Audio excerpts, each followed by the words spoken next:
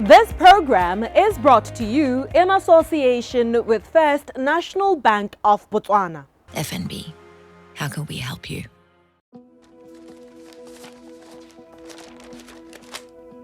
When running a business means Where did I put that receipt? we can help you with instant accounting, free software that does your bookkeeping for you. When running a business means Wait, what do you mean the container hasn't arrived? we help protect your business from risk with Mohwebi Insurance. And when it means How do we pay our staff that don't have bank accounts? we help you make multiple payments directly to people's phones with e-wallet bulk send. At FNB, we're constantly innovating to help business owners at every stage of their journey. As Botswana picks herself up from the debris of the COVID-19 pandemic, Moody'S sent another blow to the already ailing economy of the country. The rating giant, which makes one of the big three credit rating agencies, downgraded Botswana's economy to negative status after affirming that it was stable earlier this year in March. Moody'S has changed Botswana's A2 sovereign ratings from stable to negative because of COVID-19 and its diamond sector.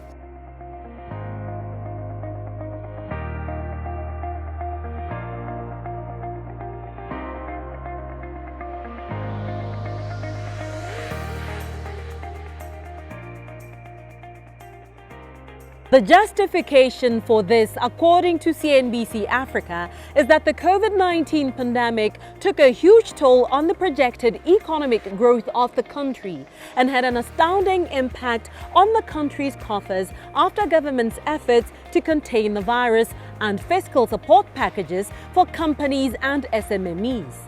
Additionally, the country's star industry, diamond mining, has been suffering the world over.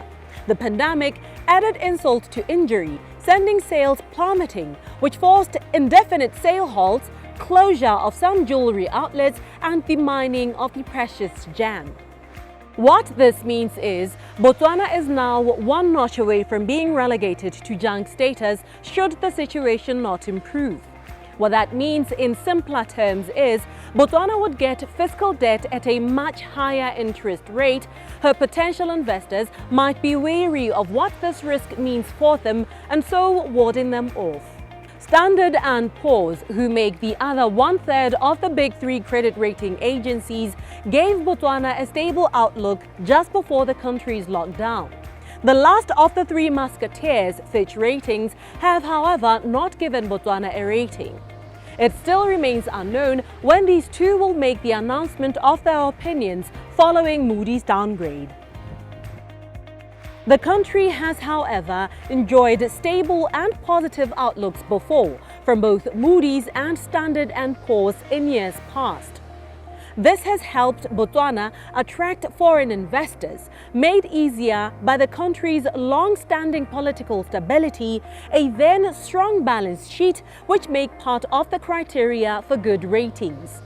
Botswana has also, over the years, enjoyed creditor confidence due to her low fiscal debt. The country is the latest economy in Africa to be downgraded, after South Africa suffered the same fate earlier this year, having been downgraded by Moody'S to junk status. The two are part of 10 African countries to suffer downgrades during the current pandemic. You're watching First Issues, brought to you in association with the First National Bank of Botswana. The economic shocks of the COVID-19 pandemic still cascade on as Moody'S recently downgraded Botswana's economy to negative status. For the Botswana at home, what does all of this mean? Joining us here on First Issues is economist and quantitative analyst Gomolemo Basele, who explains. For Botswana corporates, the change in outlook might mean that it might be a bit more difficult for example, if we're planning on increasing our spend on water, electricity, and ICT infrastructure, and we seek external funding from development funding institutions, what it might do is that it might increase our debt service costs. So it might make it a bit more difficult for us to obtain that funding, and even when we do, the cost of paying it back might be higher because of the negative outlook there is on our fiscal metrics and growth prospects. It would be remiss for me to not speak about these credit rating agencies. So why are their opinions so important in the business, the investment, and ultimately the economic spheres? Well, the ratings agencies, what they do is that they have analysts that actually go to these different countries that they rate, and they engage different participants within that economy. So you might have the analysts analyzing the political landscape, the economic landscape in terms of the institutions that are available and how strong they are in actually contributing to that economy. So they give you a general outlook of that country, and then the report that they released is then used by investors looking for places to put their money. So that's why they're quite important. Gomolemo, I understand you, I hear you, and I understand you, but these reports of theirs and their opinions, and ultimately the rating agencies themselves, have been accused of exacerbating situations. Take, for example, now 10 African countries have been downgraded during a time that is quite difficult for everyone. So the consensus is that instead of helping a situation, they are worsening it. So do you purport to the same? Do you share the same views, or do you differ, and why? Well, I can see how it can be viewed that way. But I think the intention in some of these revisions that they're having is to try and relay more timely and accurate information to potential investors. You don't want to find yourself coming into a country and then reading a report that was produced 6 months ago when the situation on the ground has actually changed quite significantly.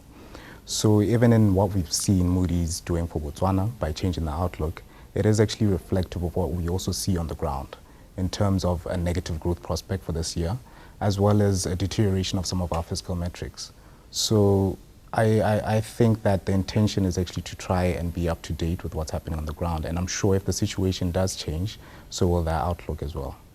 Let us come back home now. So what does Botswana need to do to avoid a further downgrade? As Moody'S mentioned in the report that they just released on Botswana, this COVID pandemic has basically crystallized the fact that Botswana remains undiversified and relies quite heavily on diamonds for both growth as well as fiscal revenue. So for Botswana, I think the time is now to actually try and push forward that development agenda and to try and diversify from mining and into other sectors where the contribution to GDP still remains quite low. These sectors which we could look into include agriculture, for example, which currently contributes, I think, less than 2% to our GDP.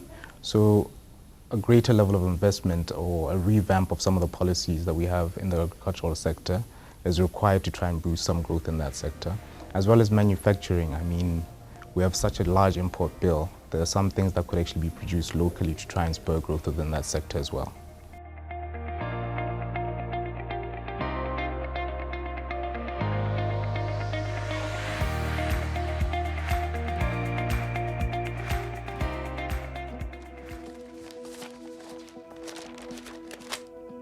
When running a business means Where did I put that receipt?